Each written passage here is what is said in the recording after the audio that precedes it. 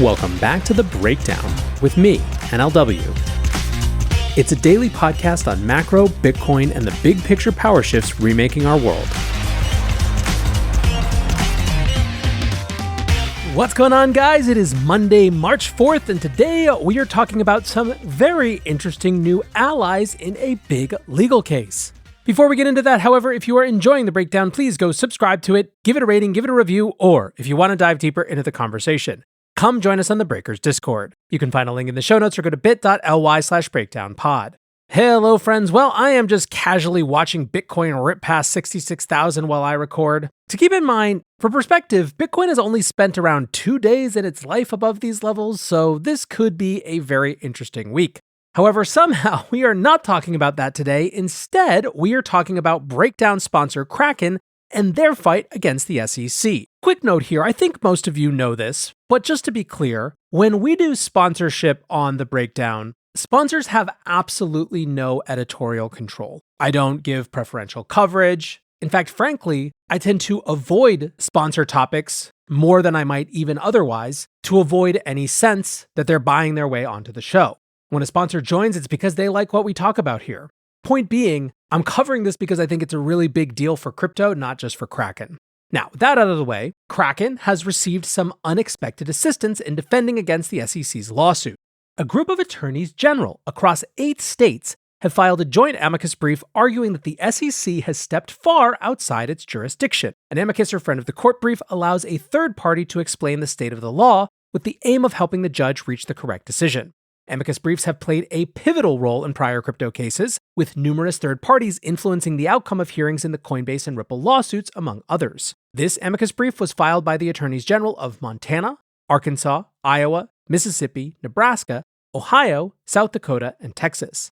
It claims not to support either party, but, quote, poses the SEC's regulation of crypto assets absent an investment contract because Congress has not delegated this authority to the SEC. The states have a keen interest in preventing the SEC from seizing regulatory authority over crypto away from state regulators. They argued that, quote, the court should reject categorizing crypto assets as securities absent an investment contract. The SEC's exercise of this undelegated authority puts state consumers at risk by preempting state statutes better tailored to the specific risks of non-securities products.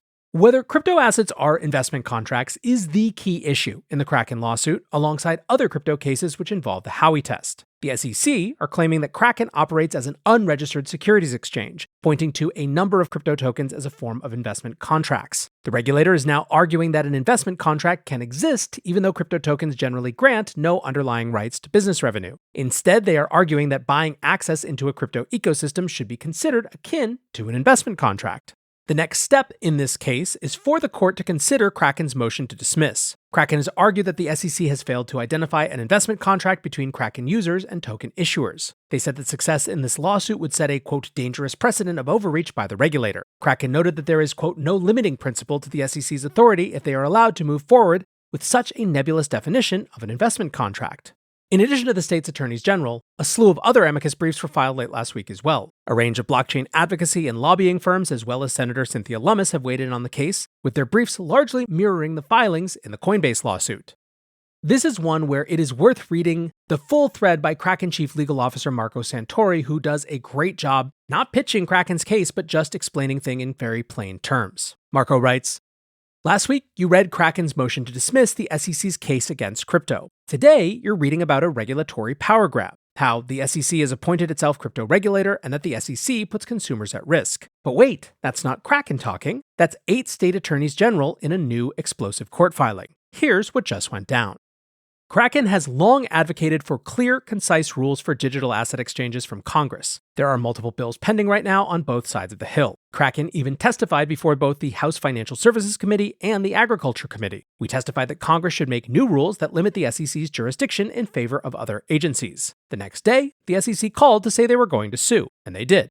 But the theories in the SEC's complaint didn't make sense. The SEC's jurisdiction is limited to securities, but the complaint never actually tells us what the security is. At first, the SEC seems to argue that a token is an investment contract, therefore a security. Then they say, no, actually the token itself isn't an investment contract, it's just code. A token is just, quote, sold as an investment contract. Then they said actually that's not it either. It's that the token represents an investment contract. Wait, then they said no, actually the investment contract is the ecosystem that exists outside of the token. And ecosystems are contracts, or something.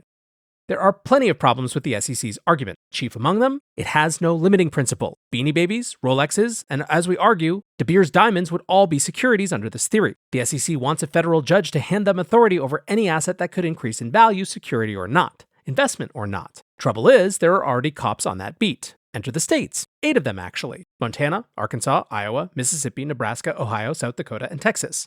In a new Amicus brief, all are urging the court not to endorse the SEC's power grab. We should be clear about something. The states did not file in support of Kraken or the SEC, and we shouldn't put words into anyone's mouths. So here's what they actually said. Quote, the SEC wrongly expands the definition of investment contract in this enforcement action to add any asset that could increase in value. The SEC's theory functions as a regulatory power grab through an expansive interpretation of investment contract that would encompass many non-securities transactions. The SEC's actions seek to radically expand its authority into areas of traditional state regulation and other fields of law such as general consumer protection, which could preempt state laws that are more protective of consumers than our securities laws. The SEC's exercise of this undelegated authority puts consumers at risk. End quote. Today's episode is brought to you by Kraken. For far too long, the whole financial system has been standing still, too slow, only on for certain hours. Overly designed for some types of people, but not for others.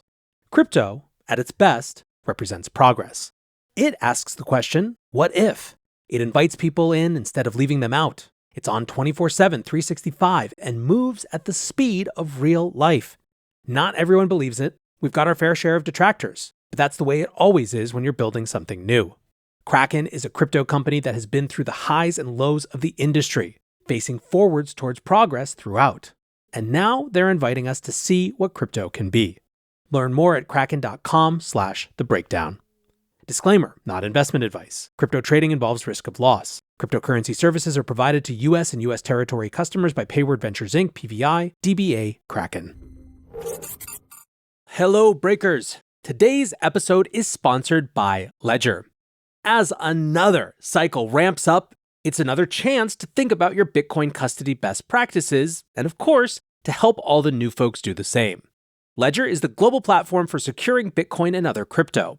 Ledger combines both hardware wallets and the Ledger Live app to offer the best way to buy, sell, swap, and stake without sacrificing on security or self-custody. Ledger features cutting-edge technology in the form of a certified secure chip and a proprietary operating system, but also brings ease of use.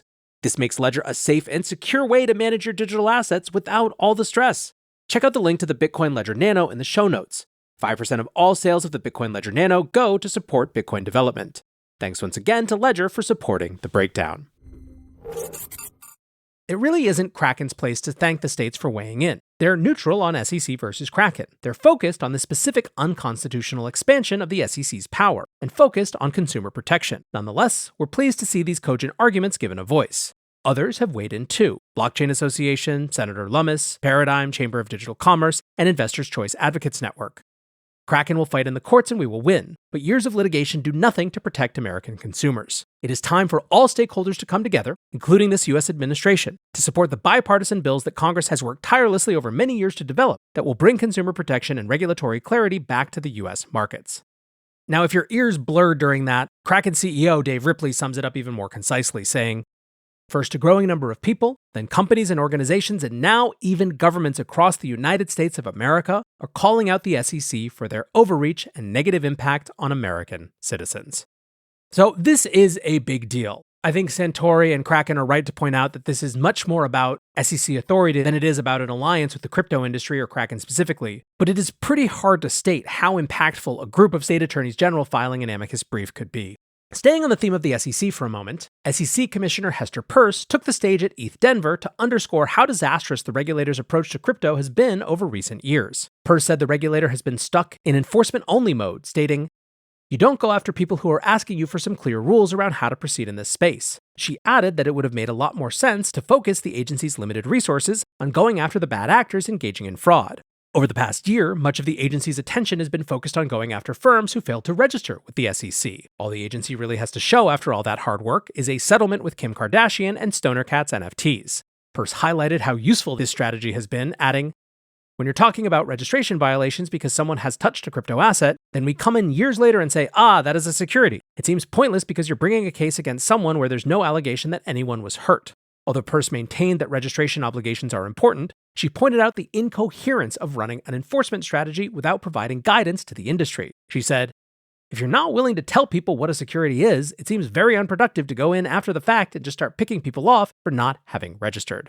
Since 2020, Peirce has been advocating for a safe harbor provision. This would have given legitimate token issuers and crypto firms confidence that they can continue to operate while engaging with the regulator on useful disclosure and registration requirements. Peirce hopes that the SEC could still arrive at safe harbor being the common sense policy approach. She said that an updated version of safe harbor would likely include semi-annual disclosures from token projects, describing why their network should be considered decentralized or functional. She urged the crypto industry to continue working on their ideas with this in mind in order to, quote, have them ready to go. Peirce added that, quote, "I always say, well, maybe Chair Gensler will wake up tomorrow and have an epiphany and we'll be in a different place. So we need to have ideas on the shelf ready to go when that happens." What's more, it's not just a crypto-friendly approach. Peirce appears to genuinely believe that a disintermediated financial system is fundamentally more sound than what we have now. She said, "Centralization means that you have concentrated risks. Decentralization can actually bring resilience and strength to the financial system. So I'd like to see more resilience and strength. Points of centralization always keep me up at night."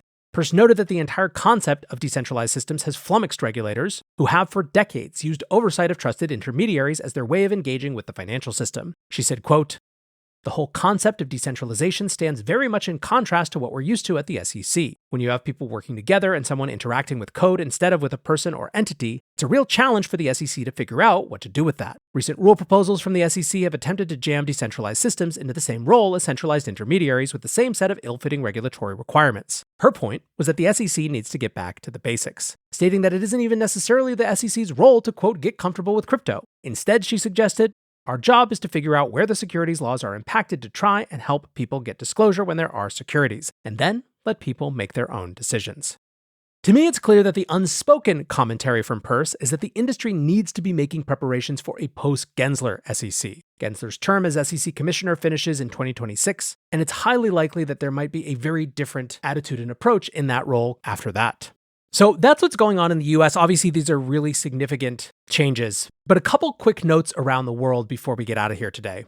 Law enforcement agencies in the UK will soon have additional powers to freeze and seize crypto. Regulations have now been passed which allow UK police to place seizure orders on crypto held with exchanges and custodial wallets. From April 26th, crypto that is suspected to have been used in crime or terrorism financing can be frozen without a court order or a conviction recorded. Crypto can even be frozen before a suspect has been identified or an arrest has been made, with police acting solely based on blockchain data. The new powers will vastly expand the ability to deal with offshore crypto crime. This is particularly relevant with the rise of crypto scammers, which has become a massive problem in the UK and abroad. The new regulations will only be useful to the extent that bad actors continue to use centralized services, so could prove to be of limited benefit. Over in Australia, Australia's Commonwealth Bank is blocking payments to crypto platforms, with a notification email going viral over the weekend. Customers are limited to $10,000 in transactions to crypto exchanges each month. The policy has been in place for months, but a post showing the bank's communication has attracted a fresh wave of condemnation. Combank wrote that they, quote, introduced these limits to help protect you from fraud and scams. Investor Jasper Hall tweeted in response, "Combank has introduced these limits to keep you within our frauds and scams ecosystem." Zero Knowledge Consulting founder Austin Campbell questioned the need for this kind of policy, writing, "If this is really to prevent frauds and scams, they could verify this with users. So I have to ask Combank, as someone who is a former banker myself, 1, do you not have the systems to do this and you're punishing users for your lack of investment in tech and customer service?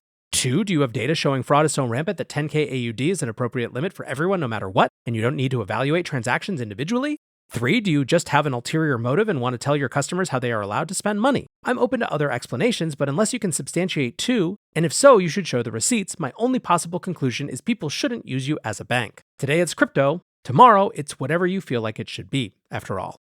Lastly, Problems continue to escalate for Binance in Nigeria, with reports of a ridiculously large $10 billion in compensation being demanded by the government. Nigeria's currency crisis continues, with Binance finding itself at the center of the controversy. The naira has plummeted by more than 40% against the dollar this year, with the government blaming currency speculators for the collapse of the currency, signaling out Binance as a major facilitator. Last week, the central bank governor accused Binance of processing $26 billion worth of foreign exchange payments from, quote, sources and users who we cannot adequately identify. Binance has now halted peer-to-peer crypto markets using the naira. The arrest of 2 executives has been confirmed, with allegations that the platform assists in money laundering and terrorism financing. The pair were reportedly detained when they arrived in Nigeria and had their passports confiscated. In comments reported by the BBC, a spokesperson for the president said that the government had demanded a $10 billion payment from Binance, claiming that they had, quote, messed up our economy in a very short time. For perspective, that fine would be more than twice as large as Binance's settlement with US authorities.